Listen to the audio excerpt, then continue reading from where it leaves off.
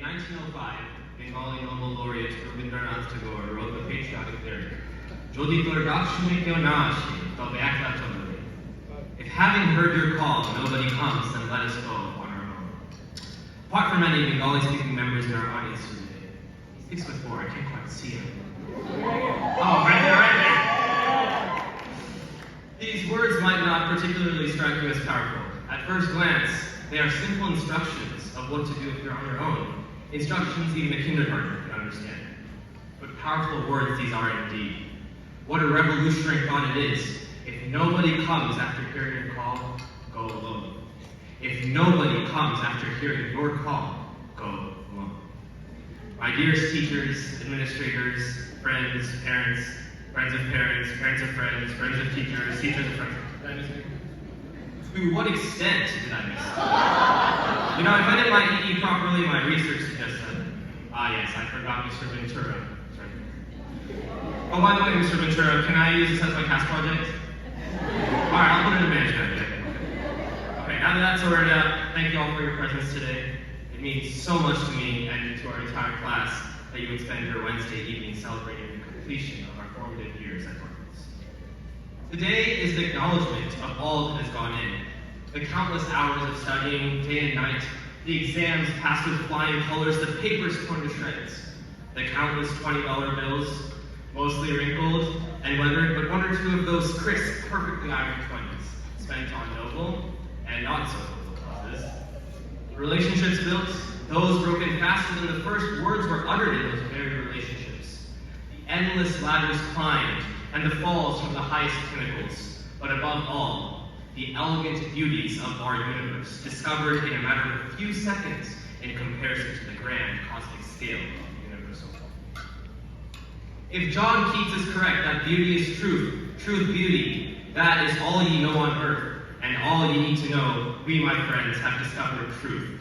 Not just any truth, but capital T truth in the words of our very own Socratic scholar of the subtleties in literature, Mr. Reed. But is truth and beauty all we know on earth? And is it all we need to know? In today's postmodern society, where knowledge can be accessed and disseminated before the twitch of the nose, well, technically it's before the action potential of the neurons causes the seal going to my receptors with the muscle fibers, but you know what? I'll just leave the HL bio to Mrs. Rao, who's watching today. Happens to hashtag oogenesis, of course. That's it. HL bio. Anyways, in today's postmodern society, where knowledge can be accessed and disseminated before the touch of the nose, it is too often that falsities beguile our characters.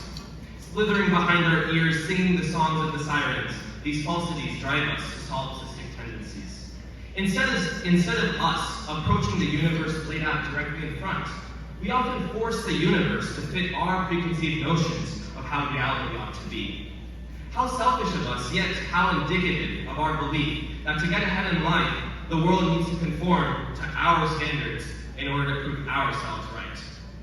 Perhaps we find that being correct is an evolutionary imperative, necessary for the survival of our species. We all know that selfishness is bad, and perhaps we don't do this consciously. Oh, the number of times I've seen attempts of proofs that the left-hand side of an equation equals the right-hand side of an equation, starting with the very assumption that they are equal, making some changes here and there, throwing in some algebra to look fashionable, and then ending with the QED, quod erat demonstrandum, what was to be shown.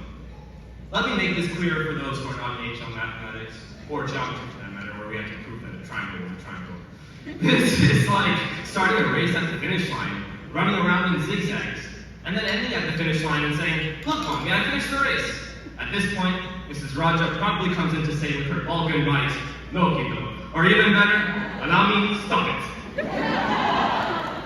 To be honest, this is how I started doing math too, and writing arguments in English, and probably most other subjects too.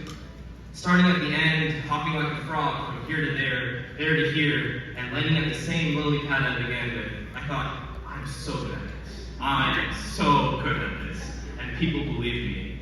But then it hit me. Making fools of others, that's an NFP. But making a fool of myself, what was I doing? When one only sees their shadows in the caves their entire lives, and then climbs up out of the cave to see the reality of the sun shining its radiant beams diffusing through the atmosphere, the land, the water. It's painful, it hurts. It almost rips your brain apart. When I realized that I was fooling nobody other than myself, I pushed myself to see truth, to see beauty. Oh, but it hurts. It's not easy to start doing things the right way when you've been doing them wrong your entire life.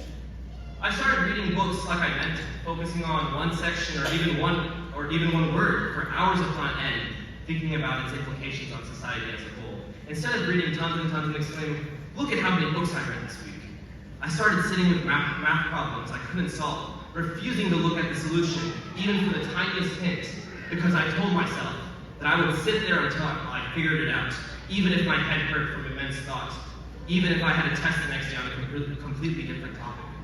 Why? Because when you see it being that moment when all the pieces of the crossword puzzle match, when all the dominoes just collapse in perfect sequence, when the chord aligns in perfect harmony, you see the world in a new way. And you can never return. And that feeling is the greatest satisfaction one can feel. Not that of fame, not that of power, not that of wealth. It is the feeling when you aspire towards truth and see it. I have had the immense honor of witnessing it among all of you. For example, our soon-to-be weed-shopping aerospace engineer once told me, "I finally see why understanding the concept is so important." He knew that he could do the calculations properly with tricks and shortcuts. On second thought, maybe not, I don't know. We'll have to see. But one day, he told me, "I understand." He saw it. At that moment, I knew that crazy clown of an Andrew Sauls actually appreciated the truth for the power it was. In a world where we are constantly bombarded with he said, she said, in a world where likes on social media posts matter more to us than waving hello to a neighbor who passes by on the street as the breeze blows by us all on a beautiful spring day. In a world where status seems to matter more than truth, we begin to lose beauty. We stop looking at humanity and we start focusing on ourselves. But no man is an island. We are all intertwined with each other, our paths interwoven. Using the words of Dr. Fern, I can already hear the grrr coming, also known as Miss Schulte, what a pretty picture it is that this exact combination of people in this exact permutation of seats is present today and arranged in this particular manner. That is truth. That is beauty. Why shut everyone else out to put yourself on top when you begin to lose your integrity? Why cunningly scheme to rise ahead while putting on the facade of loyalty and trust? Why entangle yourself with the dismal, the dark, the desolate world of lies, when instead, beauty is truth, truth, beauty, that is all you know on earth and all you need to know. So let us stop meddling and start mending. So let us stop chasing after power and start with the flower. Deliver truthful hope, not into hope. See the light, even if it's quite bright. As I attend the University of Texas at Austin in a few weeks, following the footsteps of UT alumna Ms. Robles herself, I hope that I may continue to aspire towards seeing the light. I hope that one day I can be the mentor that all of the teachers, parents, friends, and even our underclassmen like my younger sisters here today have been to me. That I may inspire a new generation of humankind to see the beauty, to see the truth. But after all this talk about our interconnectedness and our shared pursuit of truth, why would a Nobel laureate so lyrically write in the Bengali language? The idea that if nobody comes after hearing your call, we must go alone. Is that not advocating for the opposite of what we have arrived at today? On the contrary. Rabindranath Tagore himself wrote that beauty is truth's smile when she beholds her own face in a perfect mirror. I must confess that by my nature, I'm a people pleaser. However, one of the greatest things that I've learned in high school, and I must thank Mrs. Young, whom you might still know as Ms. Hargrove, is that when you know you have seen the truth in something, the beauty in it, and you have felt that feeling unlike any other when everything just makes sense, you have no option but to stand your ground, even if everybody around you says otherwise. That is the power of truth. That is the power of beauty. If nothing else, I hope that you carry this message with you. I tell you this because I genuinely do love all of you, and that is truth. That is beauty. That is all I know on earth.